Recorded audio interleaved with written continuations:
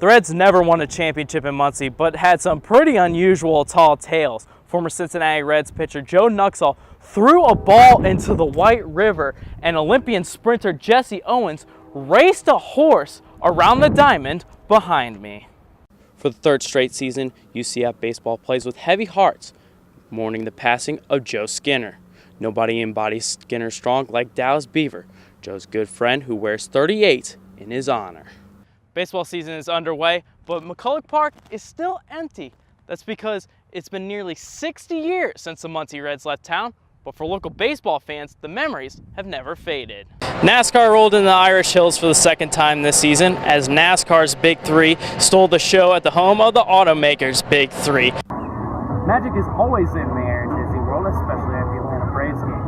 But that magic is soon going away, as the Braves will be moving to Sarasota next year to do their spring training.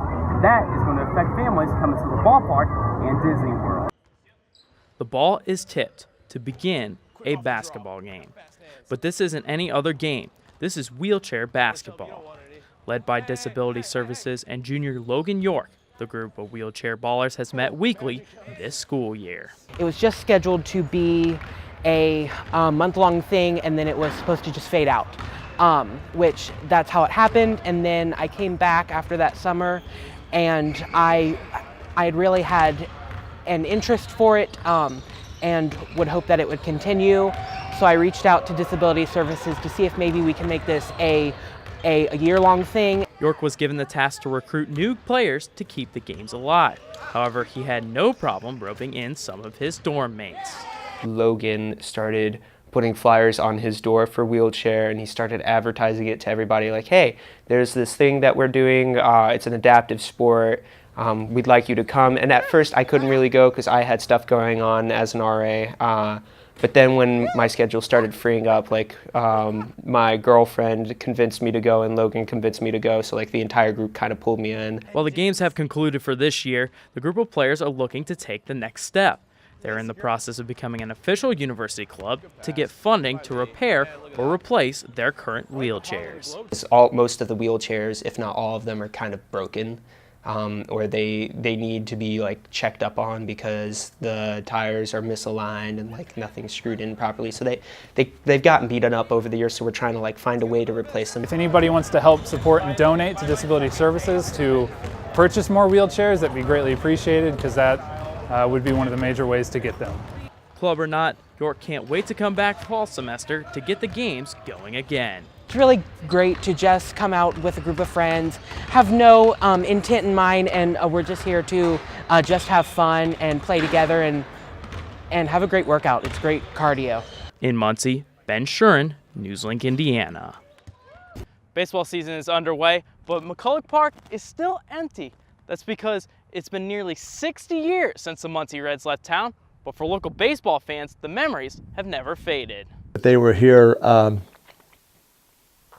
47, 48 through 50, and in the Indiana-Ohio League, and they played their games at McCulloch Park, and I remember Wally Post played here, Joe Nuxhall played here, two big-time big leaguers. No one was a bigger Muncie Reds fan than Jerry Quirk.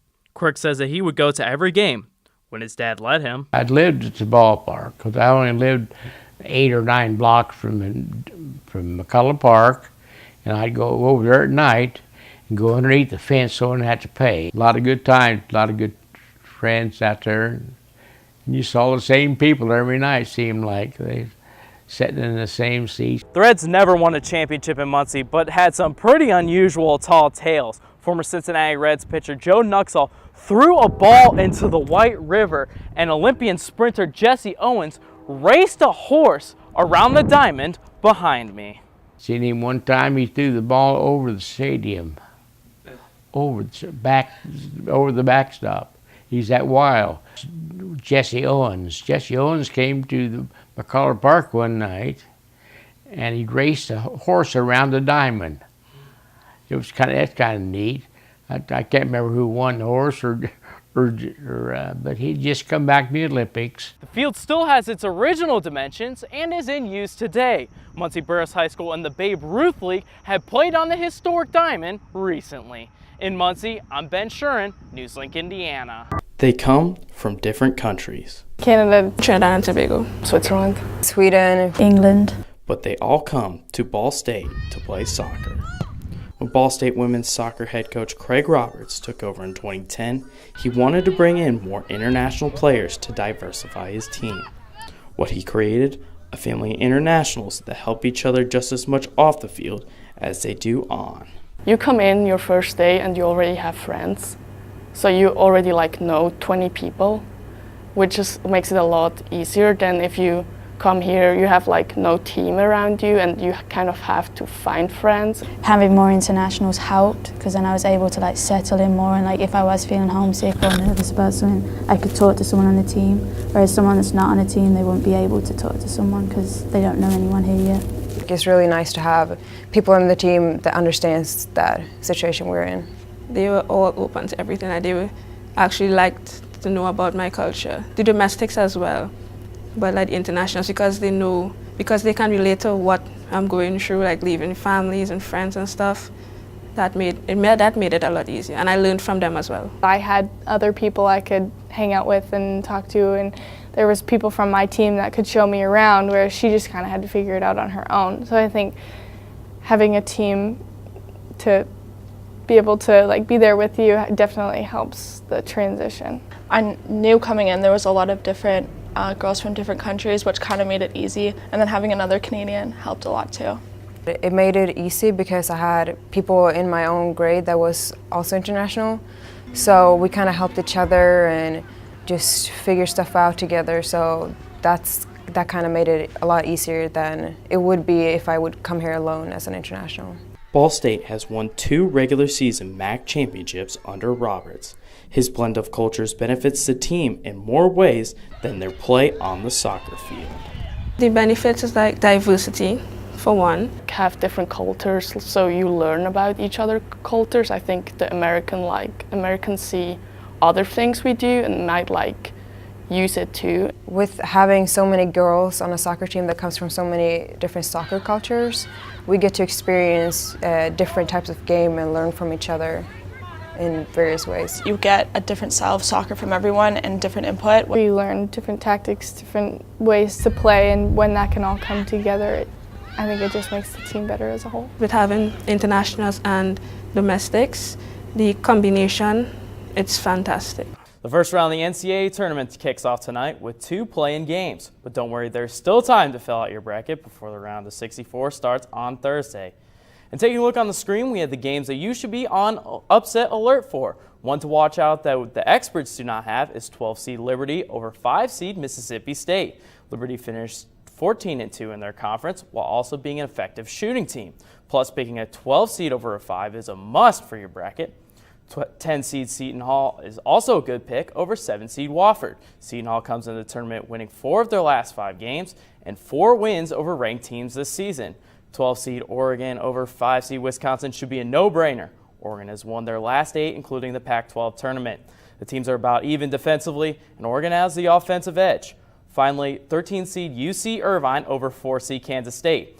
UC Irvine is another hot team, winning their last 16 games. The Anteaters also have the best shooting percentage in college basketball.